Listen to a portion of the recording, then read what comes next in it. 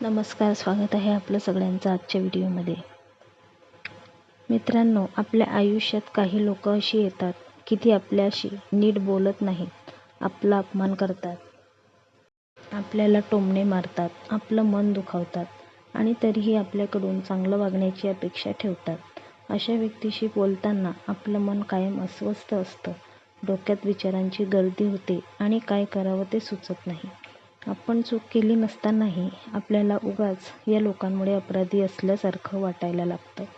आपले घरातीलच नातेवाईक, शेजारी, ऑफिसमधले कर्मचारी अशी विविध लोक यात असू शकतात. दरवेळी त्यांचं बोलणं सहन करत राहिलं की आपलाच आत्मविश्वास कमी होऊ लागतो. कधी कधी वाटतं, बोलू दे त्यांना, मी उत्तरच देणार नाही. पण तसं होऊ शकत नाही.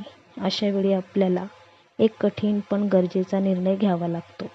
तो म्हणजे त्यांच्याशी पूर्णपणे बोलणं बंद करणं. बोलणं बंद करणं म्हणजे त्यांच्यापासून पळ काढणं मुळीच नाही, तो स्वतःला वाचवण्याचा मार्ग असतो. हा निर्णय घेताना मनाला खूप त्रास होतो. लोक काय म्हणतील याचाही विचार येतो, पण स्वतःच्या मनाची शांतता जास्त महत्त्वाची आहे. हे कळायला लागलेलं असतं. बोलणं बंद केल्यावर आपल्यात आणि त्यांच्यातही बरेच बदल होतात. आपण कधी या गोष्टीचा विचार केला आहे का की हे बोलणं बंद केल्यावर नेमकं काय होतं? चला तर जाणून घेऊया. 1. आपल्या मनाला सुरुवातीला शांतता मिळते. जेव्हा आपण अपमान करणाऱ्या व्यक्तीशी बोलणं बंद करतो, तेव्हा सगळ्यात आधी आपलं मन शांत व्हायला लागतं.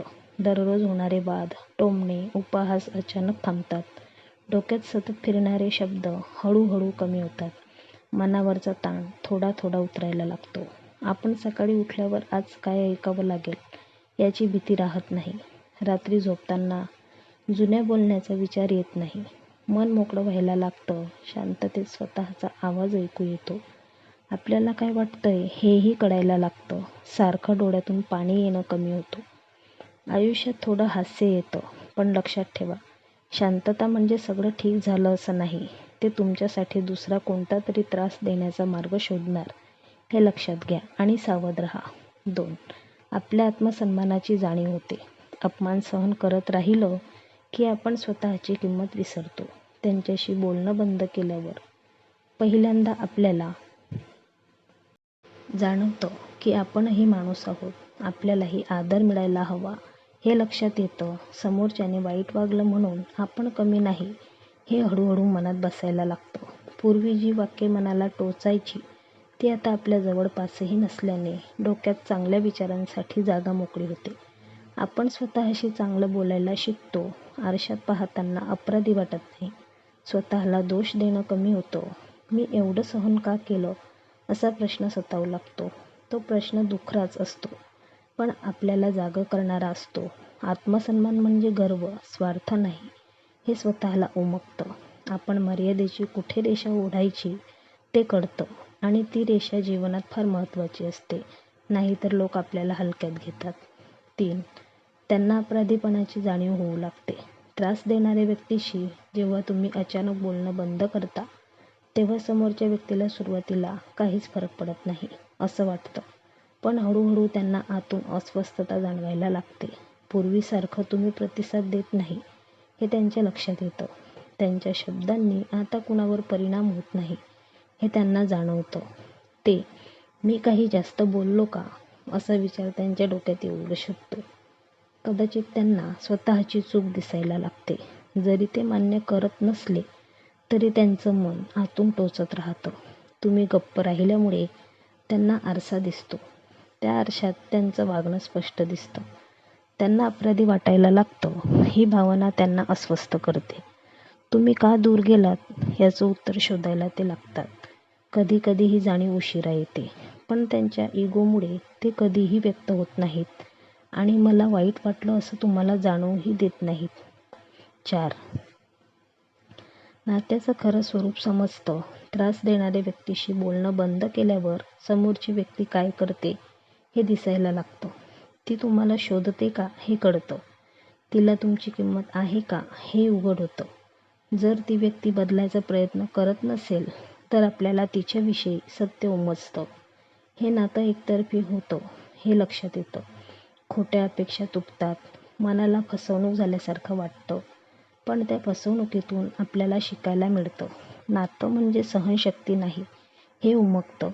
कोणतंही नातं परस्पर आदरावर उभं असतं हे समजतं आणि डोळे उघडतात. त्यामुळे पुढचा मार्गही दिसायला लागतो. 5. स्वतःसाठी वेळ मिळतो. आपण स्वतःकडे पाहायला शिकतो. जेव्हा वाद थांबतात तेव्हा आपला बराच वेळ फालतू विचार करण्यापासून वाचतो. हा वेळ आपण स्वतःसाठी वापरू शकतो. मनाला आवडणाऱ्या गोष्टी करता येतात. थोडं शांत बसता येतं. मनातलं कागदावर उतरवता येतं. कोणाला उत्तर द्यायचं नाही हे कळतं. आपल्याही काही इच्छा आहेत हे समजतं. दुसऱ्याला खुश करण्यात गेलेली ऊर्जा परत मिळते. ती ऊर्जा स्वतःवर खर्च करता येते. थोडं हसता येतं. मन मोकळं झाल्यासारखं वाटतं. 6. अपराधीपणाची भावना कमी होते. अपमान सहन करणारी व्यक्ती कायम स्वतःलाच दोष देते. जरा वाद झाला किंवा कोणी काही बोललं तर आपण त्याच गोष्टीचा दिवसभर विचार करत असल्याने डोकं जड होतं. बोलणं बंद केल्यावर ही सवय थांबते. मीच वाईट आहे हा विचार कमी होतो. आपण सगळं सहन करणं गरजेचं नाही हेही समजतं. प्रत्येक नातं टिकवणं आपली जबाबदारी नसते. आपण चुकीचं केलं नाही हे पटतं. स्वतःला माफ करता येतं. मनावरचं ओझं उतरायला लागतं. आपण स्वतःशी थोडं प्रेमाने वागायला शिकतो. आपल्या भावना मान्य करतो. यामुळे अपराधीपणाची भावना कमी होते. 7. लिमिट ठेवायला शिकतो. बोलणं बंद करणं म्हणजे एक लिमिट ठरवणं असतं. ही सीमा खूप गरजेची असते. ती आपल्याला अशा लोकांपासून सुरक्षित ठेवते. सगळ्यांना सगळं सहन करण्याची गरज नाही हे कळतं. आपण कुठे थांबायचं ते कळतं. बोलणं थांबविल्यामुळे लोकांना नाही म्हणायला आपण शिकतो. सीमा ओढणं म्हणजे उद्धटपणा नाही, तो आत्मरक्षणाचा भाग आहे. लोक काय म्हणतील यापेक्षा आपल्याला काय वाटतं ते जास्त महत्त्वाचं असतं. ही समज हळूहळू येते आणि आयुष्य सोपं होतं. 8. भीती कमी होते. अपमान करणाऱ्या माणसांची आपल्याला खूप भीती वाटत असते. त्यामुळे सुरुवातीला बोलणं बंद करतानाही भीती वाटते. पण हळूहळू ती भीती कमी होते. आपण एकटे पडणार नाही याची जाणीव होते. आपण स्वतःसोबत उभे राहू शकतो हे कळतं. समोरची व्यक्ती नसली तरी आपण ठीक आहोत हे समजतं. ही जाणीव आपल्याला ताकद देते. त्यानंतर मात्र भीतीऐवजी आत्मविश्वास येतो. आपण कोणाशिवायही जगू शकतो हे पटतं. प्रत्येक गोष्टीसाठी कुणावर अवलंबून राहावं लागत नाही. स्वतःवर विश्वास बसायला लागतो. हा विश्वास हळूहळू वाढतो. मनात धीर येतो. आपण योग्य निर्णय घेतला हे जाणवतं. भीती मागे पडते. 9. खऱ्या लोकांची किंमत कळते. जेव्हा एक नातं दूर जातं तेव्हा बाकीची नाती दिसायला लागतात. आपल्याला समजून घेणारी लोक लक्षात येतात. जे शांतपणे ऐकून घेतात ते जवळ वाटतात. खोट्या नात्यांची ओळख पटते. खऱ्या माणसांची किंमत वाढते. आयुष्य जगण्यासाठी थोडी पण चांगली लोकं पुरेशी असतात हे समजतं. गर्दीपेक्षा शांतता महत्त्वाची वाटते. नात्यांची गुणवत्ता महत्त्वाची ठरते. आपण कोणासाठी काय आहोत हे कळतं. एकटेपणाची भीती कमी होते. 10. स्वतःची प्रगती सुरू होते. त्रास देणाऱ्या व्यक्तीशी बोलणं बंद केल्यावर आपल्या आतून बदल सुरू होतो. आपण मजबूत व्हायला लागतो. भावनिकदृष्ट्या थोडे शहाणे होतो. प्रत्येक गोष्ट मनावर घेत नाही. स्वतःला ओळखायला लागतो. आपल्या मर्यादा आपल्याला कळतात. आपल्या ताकदीची जाणीव होते. हा प्रवास सोपा नसतो. पण आता हळूहळू आपण स्वतःसाठी उभे राहतो. जुनी जखम भरायला लागते. मन सावरायला लागतं. आतून समाधान मिळतं. आपण बदलतो आणि आता उंच भरारी मारण्यासाठी सिद्ध होतो. आणि हा बदल चांगला असतो. मित्रांनो, अपमान करणाऱ्या व्यक्तीशी बोलणं बंद करणं सोपं नसतं. मन दुखतं. अनेक आठवणी समोर येतात. प्रश्न पडतात. पण हा निर्णय स्वतःसाठी असतो. तो स्वतःला जपण्याचा मार्ग असतो. न बोलणे चुकीचं नाही. सगळं सहन करणं म्हणजे प्रेम नसतं.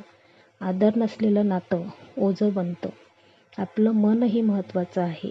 आपण चांगल्या वागणुकीसाठी पात्र आहोत हे स्वतःला सांगणं गरजेचं आहे. कुणाशी बोलणं बंद केल्यामुळे आपलं आयुष्य थांबत नाही. उलट ते नव्याने सुरू होतं.